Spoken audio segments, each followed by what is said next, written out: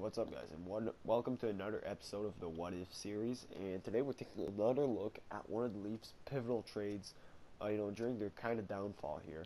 So on the last episode, we took a look at what would have happened if they wouldn't have traded for Tyler Seguin. If they wouldn't have traded the draft picks for Phil Kessel. And now we're taking a look if they would not have traded Tuukka Rask for Andrew Raycroft. So, as you guess, that trade really didn't work out for Toronto. And they did select Tuukka in the first round, so I don't know. In my opinion, they had a high value of him. They just had a higher value of Andrew Raycroft for some reason, which he never really worked out with the Leafs, and actually never really reached his potential with any team. So as you can see, the team ratings aren't super high here, regardless of adding Tuukka Rask or not. But we're going to go ahead and sim the full season and see what could have went differently if they had Tuukka in net this season. So first of all, I did not undo the Dion Phaneuf trade because I feel like they still would have traded him regardless of having Tuukka Rask or not. Did not undo the Daniel Winnick trade because I don't think it's really, it doesn't make a huge change to the roster. Plus, Brooks Like is a higher rated player than Winnick, so this is just advantaging Toronto. And I did not add James Reimer back also, just for the simple reason that he would have been the backup, so it would have only changed a few games. So that's about it, guys. I'm gonna see you back at the end of the season. What's up, guys? And the sim is complete, and the Leafs, by some miracle, got 51 wins and 8 losses in OT. That totals up to, I think, 110 points. Yeah, that's about that. Okay, so obviously, this is super unrealistical. The Leafs would never get 51 wins, even with Tuukka in net. I'm pretty sure about that. But it really goes to show the importance of having a high goalkeeper. Look at his stats. His goals against average is just above 2. His save percentage is at 930.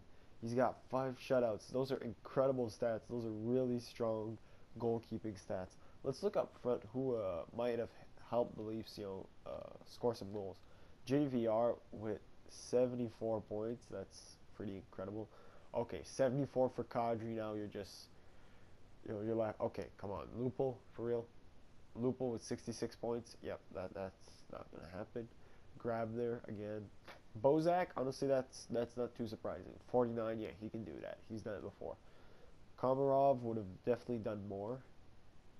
Brooks Like, that's good. Brad Boyce, come on, really?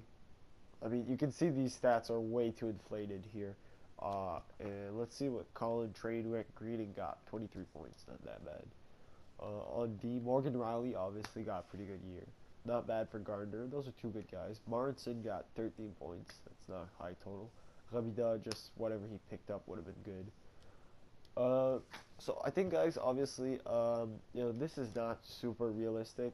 The Leafs would definitely not go and make the playoffs, even if they had Tuukka goaling like he did, in my opinion. But it shows the importance of having a number one goalkeeper. It really does. And that's what Toronto doesn't have right now. I know there's this huge hype around the Leafs, and they're not a bad team. I feel like they're finally rebuilding the right way, with some great young guys like Kapanen, Willie Nylander, Mitch Marner, that are all going to come up in this team and are probably going to have a lot of success. And they've got the first overall pick this year with Austin Matthews, which that's another great prospect to be, excited about.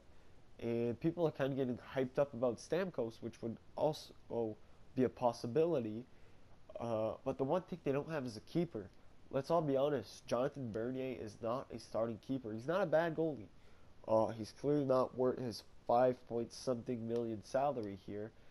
And this trade really hurts the Leafs because if they would not have made it, Tuukka Rask would still be their goalie, and we would not even need to ask ourselves this question. The Leafs would have their starter here in Tuukka. So by some miracle, I really don't know what's happening. They're heading to the conference finals against the Senators, and they lose the first game, but I think they lost it 2 in the first round, so that's not saying much. And they're up 3-1. Okay, and they win it in Game 7 after Ottawa coming back, so they make it to the Stanley Cup Finals with Tuukka Rask. I didn't make any other changes to the roster.